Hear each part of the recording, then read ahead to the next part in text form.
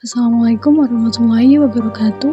I am Delia Enggar, and today I would like to explain the answer of the questions in Tylenol murder case study. For the first question is, what might have been the consequences if Johnson & Johnson had decided to talk out the first reports of Tylenol-related deaths and not recall the product? So, if Johnson & Johnson had decided to talk out the first reports of Tylenol-related deaths and not recall the product, the consequences could have been catastrophic. More deaths could have resulted, leading to an even bigger public relations nightmare for the company. The company's reputation and customer trust would have been severely damaged, potentially leading to long-term financial and reputational harm. The second question is, what other public relations options did Johnson & Johnson have in responding to the first round of Tylenol murders? Johnson & Johnson had several public relations options in responding to the first round of Tylenol murders. They posted a $100,000 reward for finding the killer, advertised the new form of the extra-strength Tylenol in tablet form, and issued many statements and letters to communicate the appropriate standpoint of the situation. These actions were aimed at presenting information to the public as quickly as possible to prevent additional fear among customers. The third question is, do you think the company made a wise decision by reintroducing extra-strength Tylenol? The decision to reintroduce extra-strength Tylenol after the crisis was not wise. Johnson & Johnson should have taken Tylenol extra strength off the market for a longer period to conduct more research and ensure the safety of the product.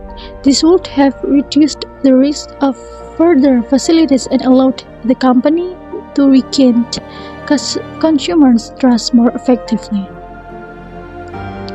The fourth question, in light of the response of other companies not to move preceptuously when faced with a crisis, do you think Johnson & Johnson should have acted so quickly to remove the Tylenol product when the second round of Tylenol murders occurred in 1986? Given the response of other companies not to move preceptuously when faced with a crisis, Johnson & Johnson's decision to act quickly to remove the Tylenol product when the second round of Tylenol murders occurred in 1986 was justified. After experiencing the PR and company nightmare from the first crisis, removing the product completely was the best move to prevent further incidents and to rebuild trust with consumers. And then, what specific lessons can be derived from the way in which Johnson & Johnson handled the public relations aspects of these tragedies? Specific lessons derived from Johnson & Johnson's handling of the Tylenol crisis include the importance of open and honest communication in the crisis, the value of immediate actions to prevent further harm, and the need for a comprehensive crisis management plan. These lessons highlight the importance of transparency, quick response, and a proactive approach to crisis management. Then, what was the media environment when the Tylenol crisis occurred? How might the result have differed if the crisis occurred today? The media environment during the Tylenol crisis was much less technologically and social media savvy compared to today. If the crisis occurred today, the result might have differed significantly due to the ability to quickly identify and address the issue with the help of modern technology.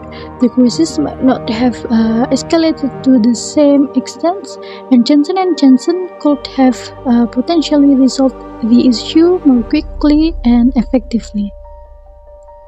The last question, see what information Johnson & Johnson offers to its customer on the Tylenol website, www.tylenol.com. Follow the links to the care cards, calls, and FAQ sections. How do these sections demonstrate Johnson & Johnson's concern for customers? How do you think Johnson & Johnson would use this website to communicate with the public if new health scares surface? So Johnson & Johnson's Tylenol website offers various sections such as care cards, house calls, and FAQs demonstrating the company's concern for customers by providing as much information as possible and addressing customer questions and concerns. This approach shows Johnson & Johnson's commitment to transparency and customer service. In the event of new healthcare scares, Johnson & Johnson could use this website to communicate with the public by providing detailed information, updates, and resources to help manage and mitigate the crisis. So I think that's all for me. Thank you and wassalamualaikum warahmatullahi wabarakatuh.